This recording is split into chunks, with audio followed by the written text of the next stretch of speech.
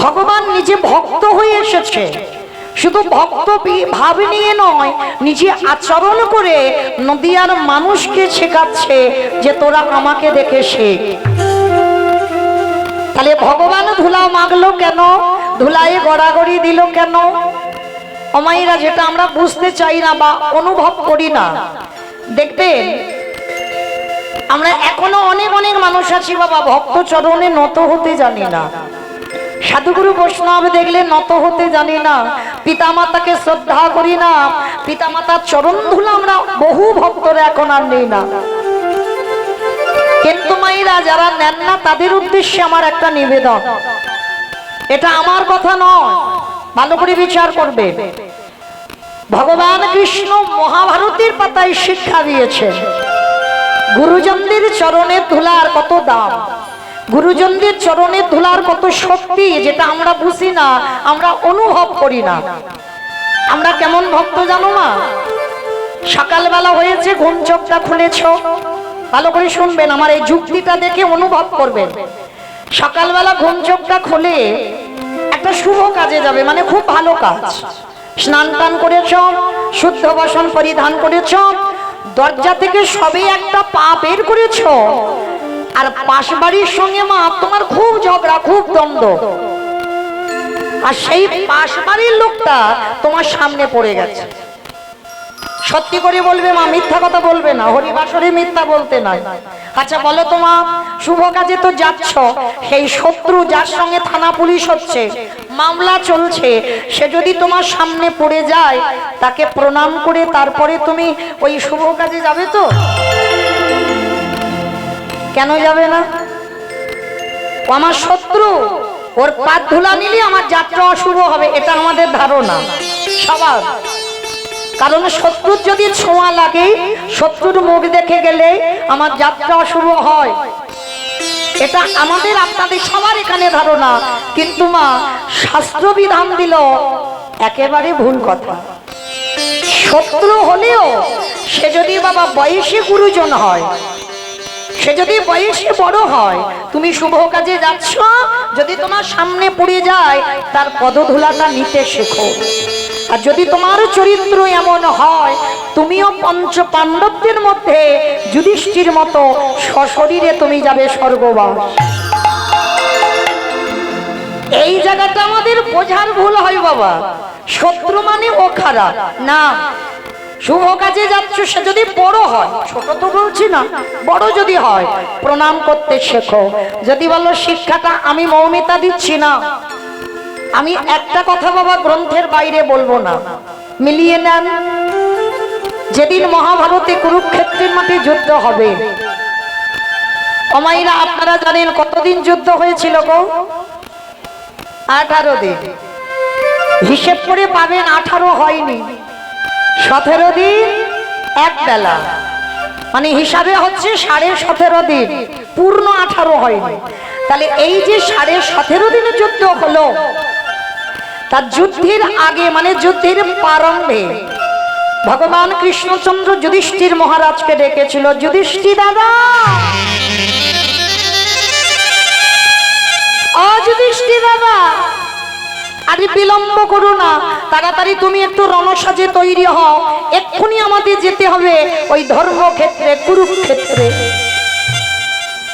ভালো করে বোঝেন মা, যে জায়গাটা রক্তের বন্যা বয়ে গেল, যে জায়গাটা কত মা তার স্বামী হারালো, কত মা তার সন্তান হারালো, কত বাবা তার পুত্র হারালো, যে জায়গাটা রক্তের বন্যা বয়ে গেল, তবুও কিন্তু বাবা গীতার প্রথম শ্লোকে বলল ওই জায়গাটা নাকি ধর্মক্ষেত্র, কুরুক্ষেত্র। আপনারাই বিচার করেন, এই যে আপনাদের এই যে চাপড়ার হরিবাসর, বহু বছরের হরিবাসর, এইখানে যদি মারামারি হয়, কাটাকাটি হয়, খুনোখুনি হয়, রক্তের বন্যা বয়ে যায়, কত মায়ের শীতের সিঁদুর যদি মুছে যায়, কত মায়ের কোল থেকে যদি সন্তানে চলে যায়, তাহলে কি এই জায়গাটাকে কেউ কোনোদিন বলবে ধর্মক্ষেত্র? কি মাইরা বলবে?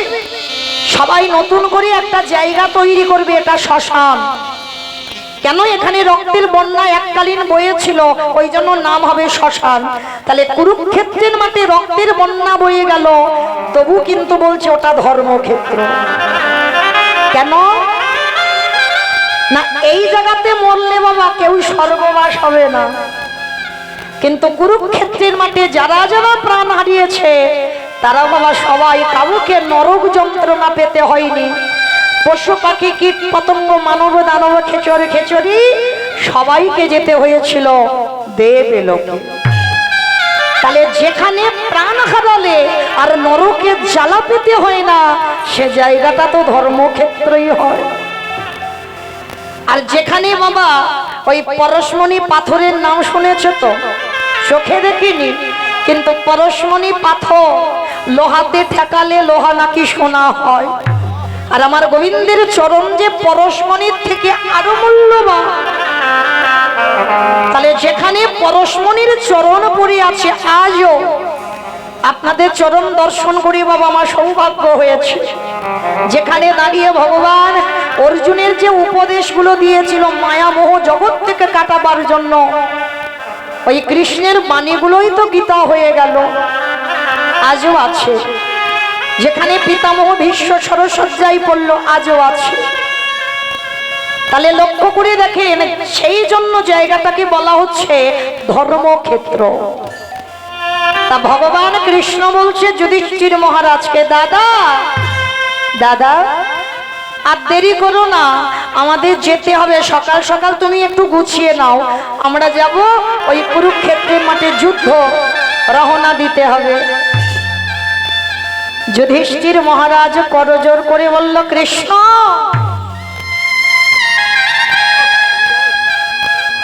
কৃষ্ণ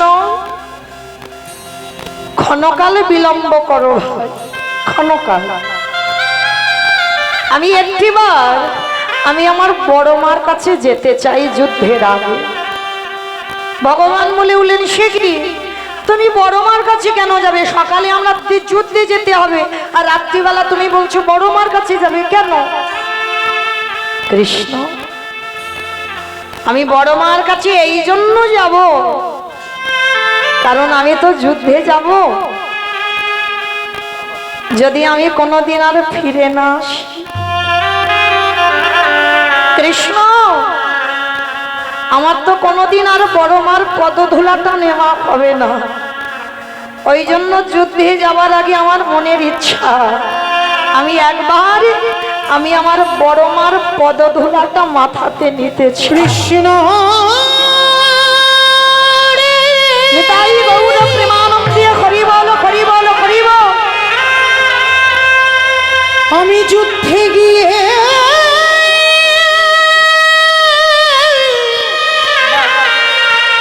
যদি ফিরে না আসি, কৃষ্ণ তবে আমার বড় মার চরণে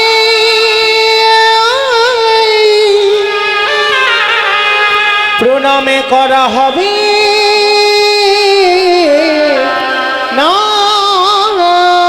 রে। ভগবান কৃষ্ণ কথাটা শোনা মাত্র চমকে উঠে, অসম্ভব অসম্ভব। যে গান্ধারী তোমার বড় মা সারা জীবনে ঠাকুরের কাছে মানত করে, কবে আমার যুধিষ্ঠির মরবে, কবে পঞ্চ পাণ্ডব ধ্বংস হবে, আর তুমি কিনা যুদ্ধে যাওয়ার আগে সেই বড় মার পথ ধুলা নেবে কেন? আমাইরা এই হচ্ছে যুধিষ্ঠির পথ। সর্বদা যুধিষ্ঠির পথগুলো ছিল মা ধর্মের পথ। আর একটা কথা মনে রাখবে বাবা, যে ধর্মকে আঁকড়ে ধরে স্বয়ং ধর্ম তারে রক্ষা করে। আজকের যুধিষ্ঠির মহারাজ তার এমনই একটা পথ ছিল, কৃষ্ণকে বলছে, কৃষ্ণ আমি জানি আমার বড় মা ভালো নয়, আমি জানি আমার বড় মা সবসময় ঠাকুরের কাছে কাঁদে, কবে যুধিষ্ঠির মরবে। তাতে কি হয়েছে কৃষ্ণ? কিন্তু আমি তো আমার বড় মার খারাপ চাই না। আর কৃষ্ণ সে তো আমার বড় মা, আমার মায়ের থেকে আগে আমার বড় মার জায়গা। আর কৃষ্ণ যুদ্ধে যাওয়ার আগে যদি আমার বড় মার পদধূলা না নেই, কৃষ্ণ আমি কোনোদিন যুদ্ধে গিয়ে জয়লাভ করতে পারবো না। তাই তুমি আমায় বিদায় দাও, আমি আমার বড় মার পদধূলা নিয়েই চলে আসবো। মায়েরা ভালো করে আস্বাদন করে দেখেন, যুধিষ্ঠির বড় মাতা ছিল 100 ছেলের মা গান্ধারী। তাই আজ যুধিষ্ঠির ছুটে গেল কোথায়? কইকেয়ী হরিবল। যুধিষ্ঠির মহারাজ গিয়েছিল গান্ধারী বড় মার কাছে। কেন গান্ধারী মার কাছে গেল? না, যুদ্ধে যাওয়ার আগে একবার প্রণাম করতে হবে আমার বড় মাকে। আর মায়েরা, গান্ধারী তখন কি করছিল জানো? 100 ছেলের মা, যাতা ব্যাপার নয়, আমাদের মতো একটা দুটো ছেলে নয়। হরিবল, আমরা একটা ছেলের জন্ম দিয়ে তার জন্য মায়ায় পাগল। এই যে আমি আমার ছেলেটাকে বাড়িতে রেখে 20টা দিন হয়ে গেল বাইরে, এই 20 দিন পরে আপনাদের এই চরণ ছেড়ে আমি কালকে যাব ছেলেটার কাছে। তাহলে ভালো করে বিচার করে দেখেন, যে মা হয় সে বোঝে মা সন্তান ছেড়ে থাকার কত যাতনা। সন্তানের কাছে মা না থাকলে সন্তানের যেমন ভালো ঘুম হয় না, মায়ের কাছে সন্তান না থাকলে মায়েরও ভালো ঘুম হয় না। কিন্তু সংসারের জন্য সমস্তটা মেনে নিতে হয়। তাহলে যে মা হয়, একটা ছেলের মা আমরা, আমাদের যদি এই দশা হয়, আর যে গান্ধারীর 100 ছেলে, সে মায়ের কত আনন্দ। আমি 100 ছেলের মা, বসে বসে কৃষ্ণের ছবিটা ধরে কাঁদছে। অনেকে বলে না মহাভারতে গান্ধারী ভালো নয়, কিন্তু না, ভুল কথা। গান্ধারী কৃষ্ণ ভক্ত ছিল ভিতরে, বাইরে নয়। দেখবেন বাবা, অনেকের বাইরেটা খুব কঠিন, যেমন রাবণের বাইরেটা কঠিন কিন্তু ভিতরটা কত নরম। দেখবেন জগতে বহু বহু মানুষের সঙ্গে চলাফেরা করবেন, কথাবার্তা এমন বাবা মোটে তাদের চরিত্র স্বভাব ভালো লাগে না, কিন্তু যখন তার সঙ্গে মেলামেশা করবে বুঝতে পারবে মানুষটার হৃদয়টা কেমন। গান্ধারী কৃষ্ণের ছবি নিয়ে কাঁদে আর বলে, কৃষ্ণ আমার 100টা ছেলে দিলি বাবা, একটা ছেলেকে কৃষ্ণ ভক্ত করতে পারলি না। আমার 99টা ছেলেকে খারাপ করে দিতে পারতিস, একটা ছেলেকে কৃষ্ণ ভক্ত করতে পারলি না। কৃষ্ণ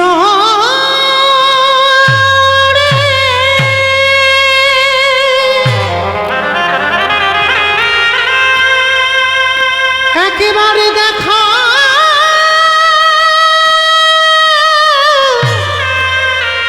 দেখা রে, ওরে তুই নাকি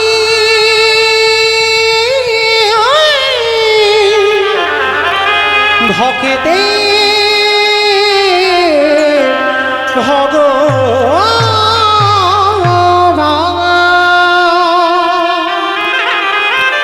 কৃষ্ণ আমার 100টা ছেলের মধ্যে 99টা অধার্মিক করতে পারতিস, একটা ছেলেকে তুই ধার্মিক করতে পারলি না কেন রে? বসে বসে গান্ধারী কাঁদছে, আর যুধিষ্ঠির সেই সময় দরজায় এসেছে। দরজা ধাক্কা দিয়ে ডাকছে, বড় মা, বড় মা। যেই না বড় মা ডেকেছে, গান্ধারী তাড়াতাড়ি করে চোখের জল মুছে দরজাটা খুলেছে। দেখে না যুধিষ্ঠির দাঁড়িয়ে আছে। কি চাস? কেন আমার কাছে এসেছিস? বড় মা, জীবনে তো আমি তোমার কাছে কিছু চাইনি। অমাইরা যুধিষ্ঠির চাওয়াটা দেখে নাও, কেন যাবে না সশরীরে স্বর্গে, তার লক্ষণগুলো দেখো।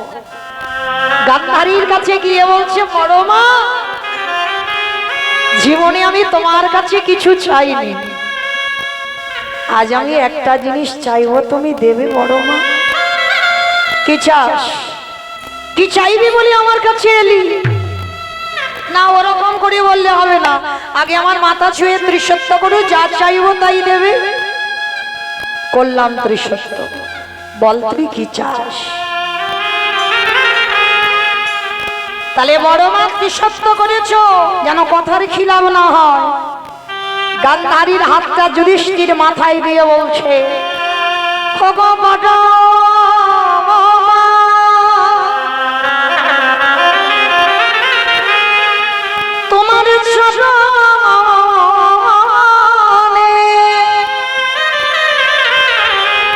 তোমার স্মরণে আমার একটাই নিবেদন, একেবারে তুমি আমার মাথায় হাত দিয়ে আশীর্বাদ দাও, যেন কাল যুদ্ধে গিয়ে প্রথম দিনে তোমার যুধিষ্ঠির মৃত্যু হয়ে যায়।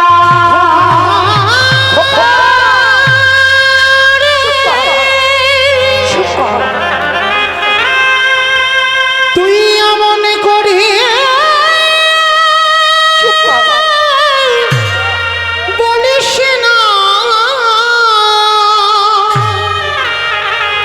আমি যে বড় মা হয়ে শহীদে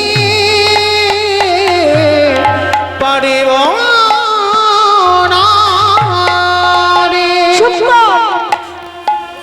তুই আমার কাছে মৃত্যু কামনা করছিস, কালকে যুদ্ধে যাবি?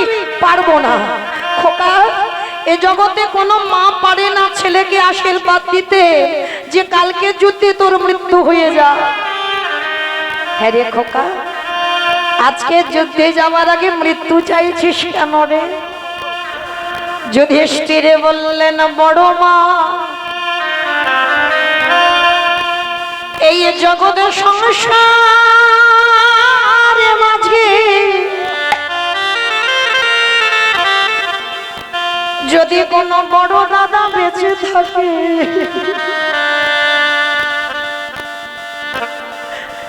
যদি কোলের ছোট ভাই মারা যায়,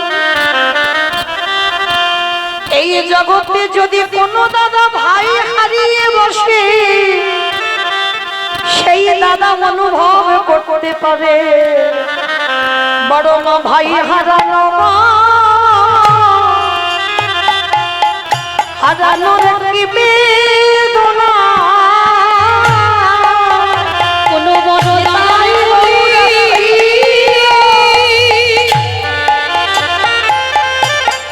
ছোট ভাই চলে গেলে সে জানে ভাই হারানো কি বেদনা। যুধিষ্ঠির বললেন, বড় মা, আমি চাই না আমি দাদা বেঁচে থাকবো আর আমার কোলের ভাইগুলো চলে যাবে যুদ্ধে, আমি চাই না। কারণ আমি বললে তো দুর্যোধন বন্ধ করবে না যুদ্ধ, ওই জন্য আমি চাই আমি যেন প্রথম দিন মরে যাই, আর আমি মরে গেলে তো ভাইদের মৃত্যু দেখতে হবে না। তাই তুমি আমার আশীর্বাদ দাও, ওই যুদ্ধে গিয়ে যেন মরণ খাই গো। ওগো এই আশীর্বাদ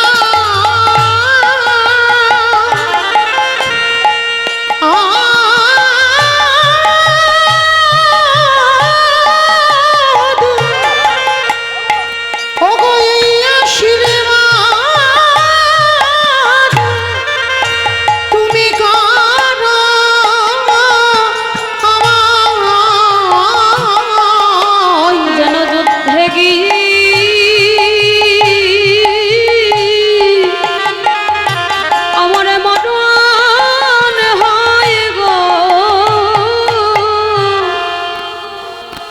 ছেলে আজকের মৃত্যু চাইছে, বড় মা বলছে আমি পারবো না। যুধিষ্ঠির বলছে কেন পারবে না বড় মা? তুমি তো সব সময় ঠাকুরের কাছে কাঁদো কবে যুধিষ্ঠির মরবে, কবে ভীম অর্জুন নকল সহদেব ধ্বংস হবে। তাহলে আজকের আমি নিজে চাইছি, তুমি কেন দেবে না? গান্ধারী কেঁদে বলল খোকা রে, জীবনে এই বড় মা তোর ভালো চাই রে, সারা জীবন এই বড় মা তোর অমঙ্গলে চেয়েছে, সারা জীবন তোর মৃত্যু কামনা করেছে। আজ জীবনে প্রথমবার এই বড় মা তোর মাথায় খাদি দিয়ে বরে দিল, খোকা রে আমি বড় মা যদি সত্যিকারের হয়ে থাকি, একদিনে যদি তুই আমায় ভালোবেসে থাকিস, আমি বড় মা হই, আমি নিজে তোর মাথায় খাদি দিয়ে আশীর্বাদ দিলাম, খোকা রে ওরে যথা ধর্ম ওরে তথা জয় হো, ওরে আধারে মেরা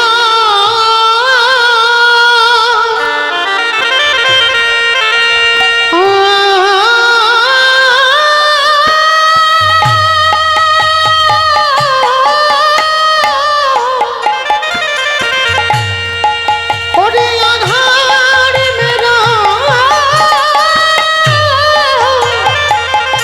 হারে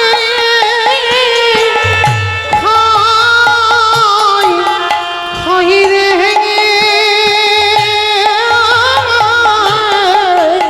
ওরে যথা ধর্ম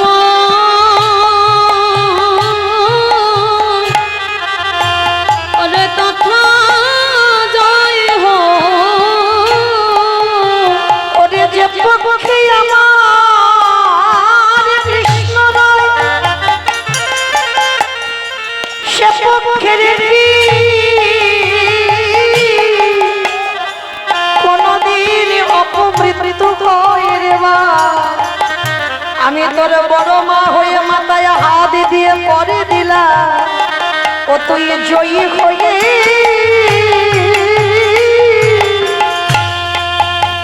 হয়ে ঘরে ফিরবি। আমি এই আশীর্বাদ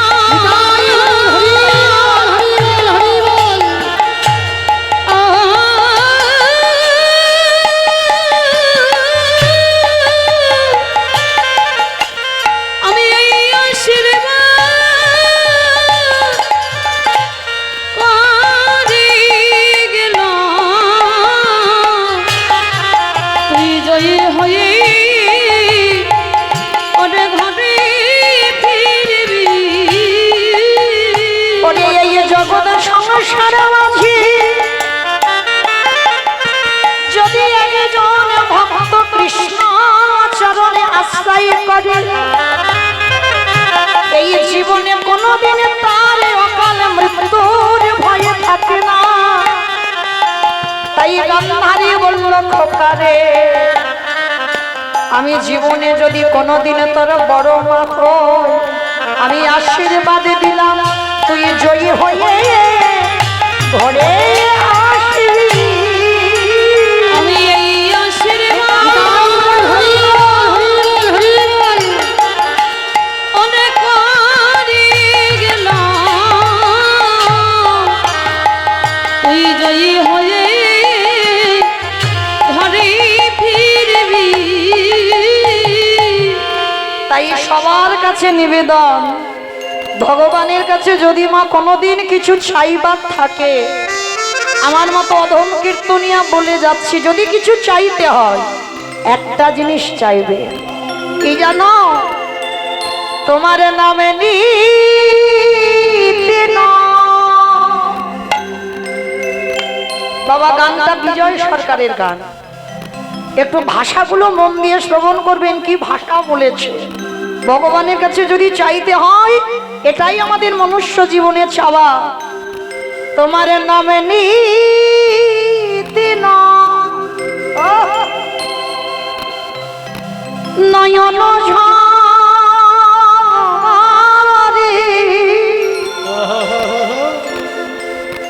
প্রেম বন্যা ভেসে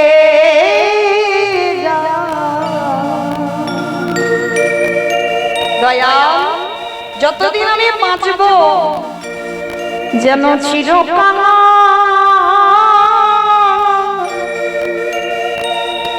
করে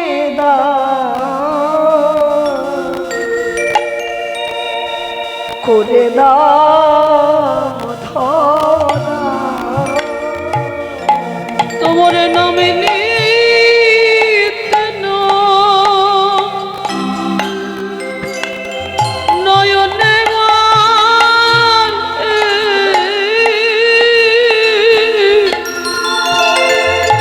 প্রেম বন্যায়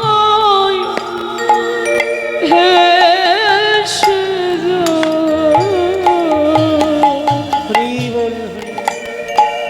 চিরকাল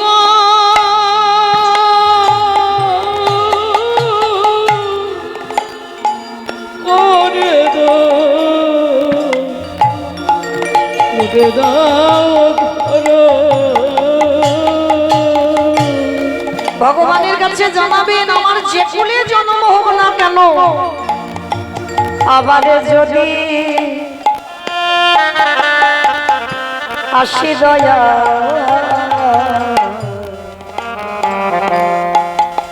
এ ভব সংসারে, যেন কৃষ্ণ ভক্ত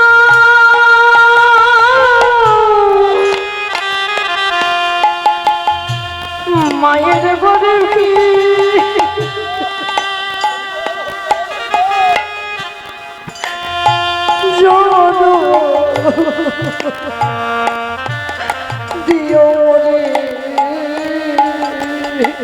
বলে আবার যদি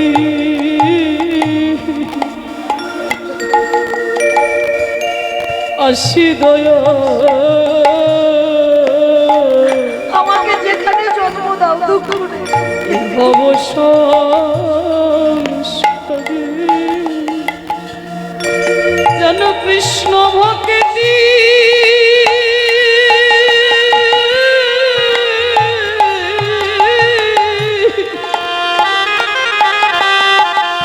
মায়ের ঘরে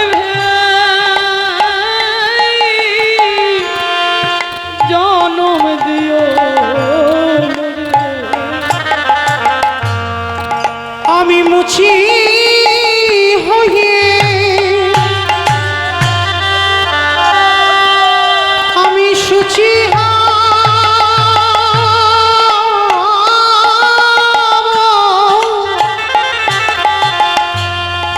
আমি মুছি হয়ে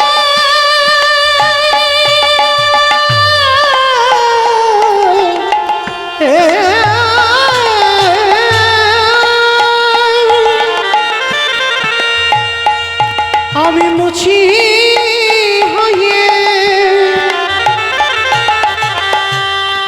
ওগো সুচি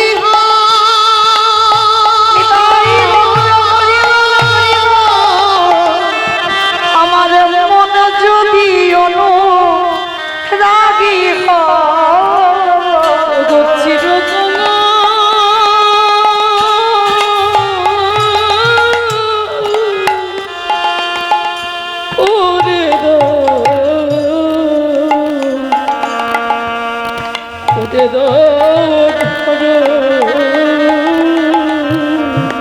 কামনা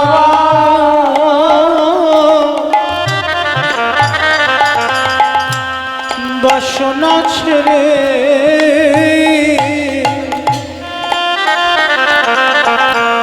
কবে শুদ্ধ হবে মন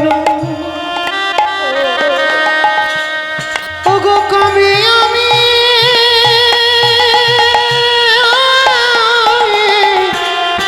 ভগত সঙ্গে যাব মধু বৃন্দাবন। কামনা বাসনা ছেড়ে তবে শুদ্ধ হবে মন। তবে আমি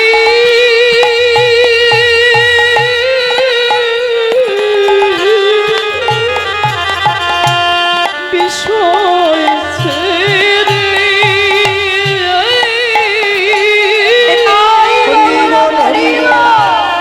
যাব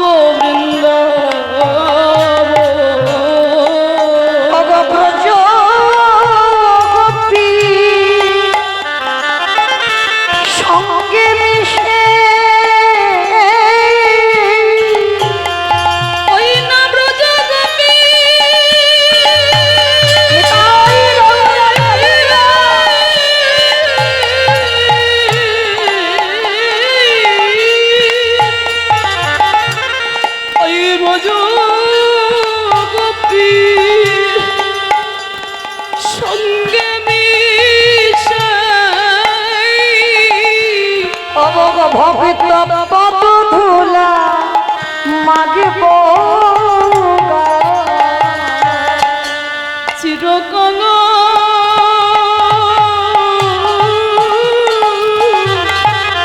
করে দাও আমার দয়ালে গুরু গো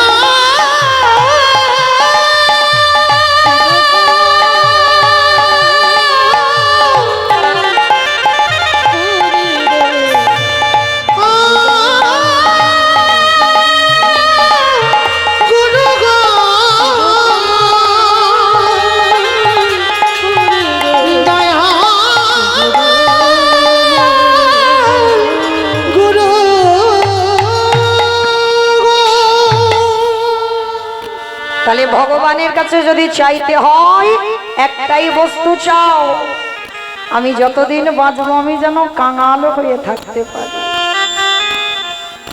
ইট বালি সিমেন্টে গাঁথা ঘর, অট্টালিকা শ্বেত পাথরের ঘর, কৃষ্ণ ভজন হবে না।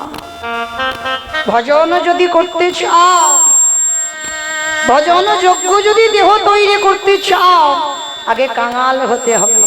আর যত কাঙাল হতে পারবে তত কৃষ্ণ ভজনের অধিকারও তাড়াতাড়ি পাবে। নিতাই গৌর প্রেমানন্দে হরি বল। তাহলে লক্ষ্য করে দেখো, সেই যুধিষ্ঠির মহারাজ গান্ধারীর মতো শত্রুর পদধূলা নিয়ে যুদ্ধে গেল। এইখানে যারা যারা আমরা শুনছি একটু অনুভব করে দেখেন, কি প্রয়োজন ছিল মা গান্ধারীর পদধূলা নেবার? যাদের সাথে স্বয়ং ভগবান বর্তমান, কোনো প্রয়োজন তো ছিল না গান্ধারীর পদধূলা নেবার, তবু নিল কেন?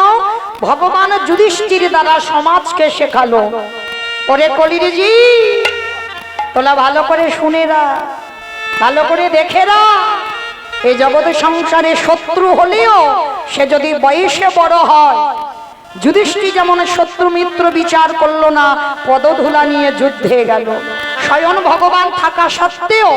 তাহলে তোদের কাছেও যদি ভগবান ভজন কর, কিন্তু সাধুগুরু বৈষ্ণবের চরণে লুটাতে হবে।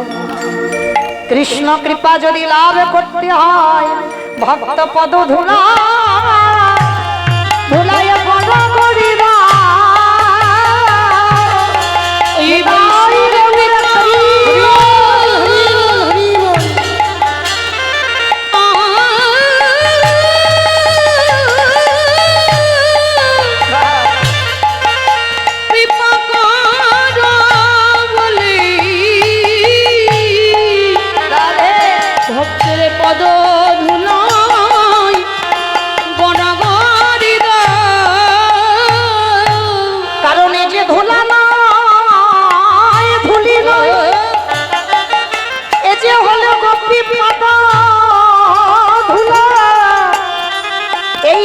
মাখিয়াছিল নন্দের বেটা কালা, শুধু ধুলা মাগলে হবে না, ভক্তের ধুলা মাখয়া নয়ন জলে ভাসা ভক্ত কৃপা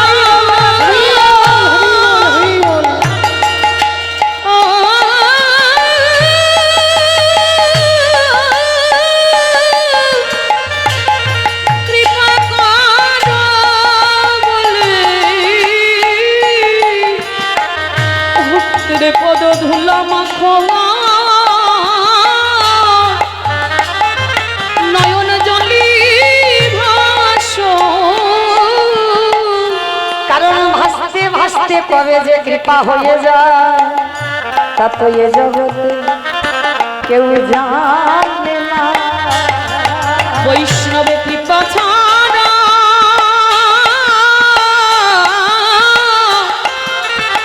কৃপা ছাড়া রাধা কৃপা মেলে না এ জগতে কেউ জানে না।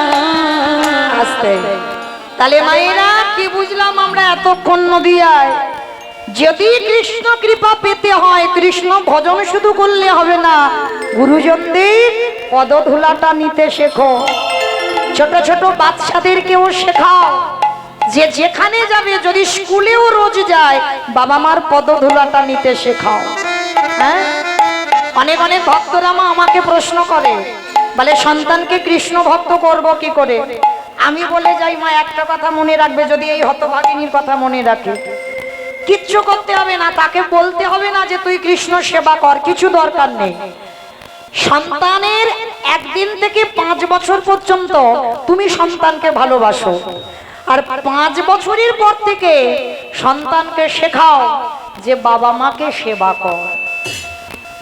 কৃষ্ণ সেবা করতে হবে না, কৃষ্ণ তোমার ঘরে এসে দাঁড়াবে। কেন? পৃথিবীতে সব থেকে বড় গুরু হচ্ছে যে যার ঘরের বাবা মা। আর যে সন্তানে জীবিত ভগবান সেবা করতে জানে, ভগবান বলছে তাকে বৃন্দাবন, নবদ্বীপ, হরিদ্বার, দক্ষিণ ভারত, পশ্চিম ভারত, কুম্ভ মেলায় কোথাও যেতে হবে না। জীবিত ভগবান সেবা করবে তো ভগবান সারা জীবন সেই ভক্তের দরজায় বন্দী হবে হবে হবে। নিতাই গৌর প্রেমানন্দে। তাহলে আজকে সেই নিতাই চাঁদ, আজকে আমার গৌরের কথা মতো 2 ভাই তো নদিয়ায় হরি নামে মাতাচ্ছে। নিতাই যারে দেখে তারে বলে দন্তে তৃণ ধরি ধরি রে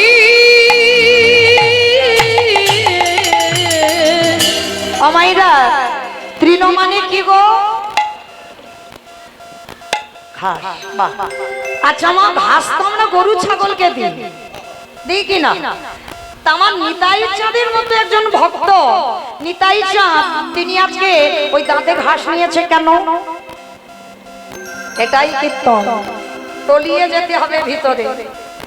গরু ছাগল শুধু ঘাস খায় না, মহাপ্রভুর আমলে একটা নিয়ম ছিল, মানে গুরুজনদের সামনে কথা বলতে গেলে তোমাকে দাঁতে ঘাস নিতে হবে। আর দাঁতে ঘাস নিলে কি বুঝবে যে কথাটা সত্যি বলছি বা কথাটা বিনতার সহিত বলছে। তো নিতাই চাঁদ দাঁতে ঘাস নিয়ে আজকে কি করছি জানো? এই নবদ্বীপের অলিতে গলিতে যারে দেখে তার পদ ধরে বলে তোদের ঘরে আমি বাসনে মেজে দেব, তোদের ঘরে আমি বাটনা বেটে দেব, তোদের ঘরে আমি রন্ধন করে দেব, যা বলবি আমি তাই শুনবো। আমাইরা, আমি মৌমিতা বলছি না, নিতাই চাঁদ বলছে নদিয়ার দাঁড়ে দাঁড়ে প্রত্যেকের ঘরে ঘরে, মানে আপনাদের চাপড়াতেও এসেছিল, এসে বলছে শোন তোদের কোনো কাজ করতে হবে না, আমি সব করে দেব, কিন্তু তোদের একটা কাজ করতে হবে। কি কাজ? তোরাই আমাদের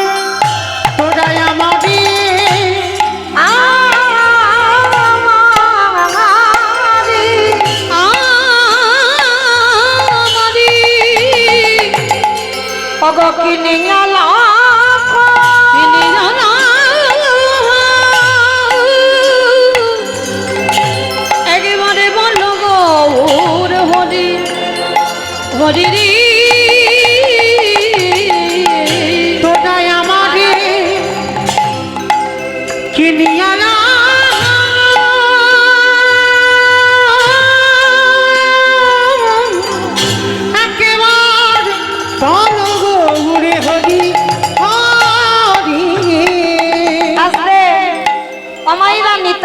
হরিনামের ডালাটা নিয়ে আপনাদের চাবড়াতে এসেছে। এসে কি করছে জানো? পাইকারি। পাইকারি ভালো করে বুঝবেন, পাইকারি বলে পাইকারি। আসতে। আচ্ছা মা, সবজি টবজি এখানে চাষবাস হয় তো? আচ্ছা, যখন বাগান থেকে সবজি তুলে, এই যেমন দেখলাম বাবা, আমি কোনোদিন দেখিনি যে পটল বিক্রির জন্য বাবা রাস্তা অবরোধ হয়ে গেছে। হ্যাঁ, 5 টাকা কেজি তো। আমাদের ওদিকে 20 টাকা কেজি। হ্যাঁ, তো যাই হোক, সে পটলের জন্য গাড়ি জ্যামে পড়ে গেছে। মানে যেমন বৃন্দাবনে গিরি গোবর্ধনের অন্নকূট হয়েছিল, মুর্শিদাবাদ নদিয়ায় পটলের কূট হচ্ছে। রাধে। তো মাইরা, এই যারা একসঙ্গে সবজি তুলে এক জায়গা দিয়ে দেয় তাকে কি বলে?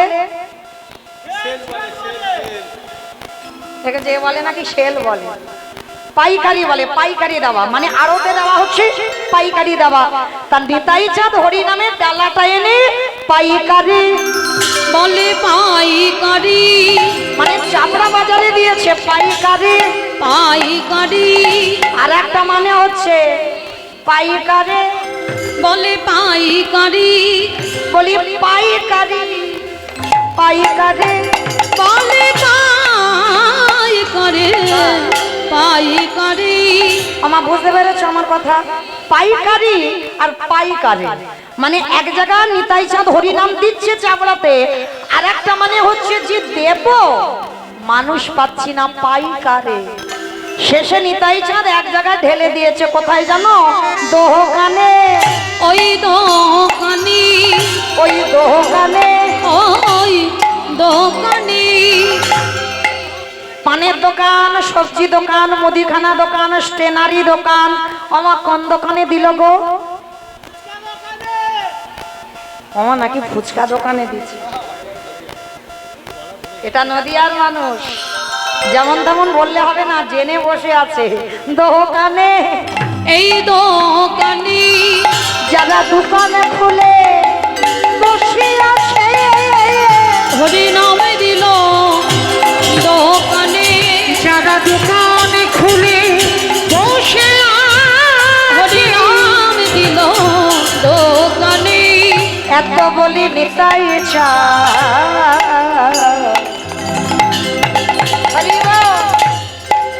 ঘুমে গটি যা যায়রি এত বলি নিতাই চাঁদ ঘুমে গড়ি যায় রে। সোনা গো ওই সোনারো পর্বত জানা, পর্বত যাই না, দেখো ঝুলাতে লোটাই লোটাই রে। তোরা কে কিনবি আয়, তোরাকে কি নিবে আয়, তোরা কে কিনবি আয়। কি নিবে আয়। আমার আবার দুটো মানে বেরোচ্ছে, দেখো। কে কিনবি, কে কিনবি আয়। কে কি নিবে আয়।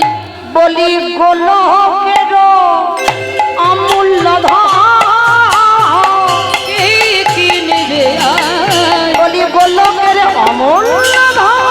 কে কি নিবে আয়। তাই দাঁড়ে দাঁড়ে বিলাইছে, তাই দাঁড়ে দাঁড়ে বিলাইছে, তাই দাঁড়ে দাঁড়ে বিলাইছে। দাঁড়ে দাঁড়ে বিলাইছে, বলি রাধা রানীর প্রেম ধন, দাঁড়ে বিলাইছে, বলি রাধা রানীর প্রেম ধন। দাঁড়ে বিলাইছে, মুখে হরি হরি হরি বলে, দাঁড়ে বিলাইছে গো। হরি হরি বলে, দাঁড়ে দাঁড়ে বিলাইছে গো। হরি হরি হরি বলে, দাঁড়ে দাঁড়ে বিলাইছে গো। দাঁড়ে দাঁড়ে বিলাইছে। আহা সোনার পার পর্বত জানা, আজি ধুলাতে লুটায় লুটাই রে। আজ ভুলাতে লোটা। হেন অবতারি যারে রতি ন জন্মিল, রতি না জন্মে ওগো দাহা বলে সেই পাপী এলো আর গেল। ওগো এলো আর গেল। দাসলোচন বলে সে পাপী এলো গেল রে। লোচন বলে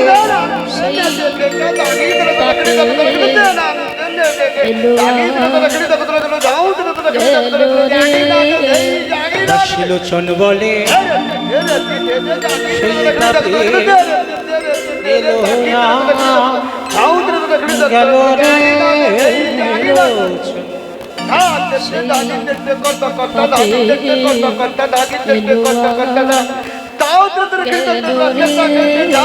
দাসলোচন বলে সেই পাপী এলো আর গেল রে। লোচন বলে সেই পাপী এলো আর গেল রে। লোচন বলে সেই পাপী এলো আর গেল রে। লোচন বলে সেই পাপী এলো আর গেল রে। লোচন বলে সেই পাপী এলো আর গেল রে। দাসলোচন বলে সেই পাপী। যে রাধে, চলুন এবার আমরা সবাই চলে যাব মধুমাশ্রী ধাম, বৃন্দাবন ধাম।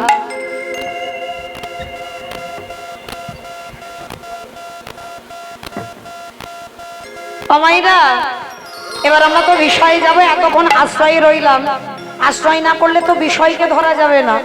তাহলে এবার আশ্রয় ত্যাগ করি, বিষয়ে ধরবো।